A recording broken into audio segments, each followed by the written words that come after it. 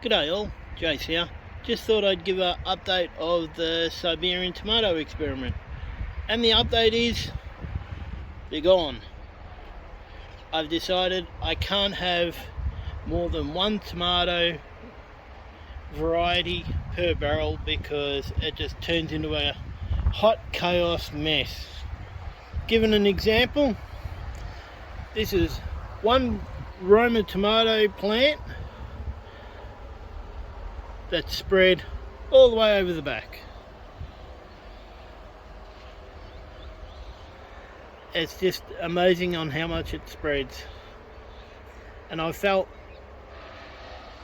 that having more than one variety of tomato plant per barrel was just a recipe for disaster. So unfortunately the Siberian tomato experiment as such has came to an end, but I do have some Siberian tomato seedlings that I'll be planting elsewhere in a permanent spot to restart or rejuvenate the experiment. So stay tuned for that in a future video.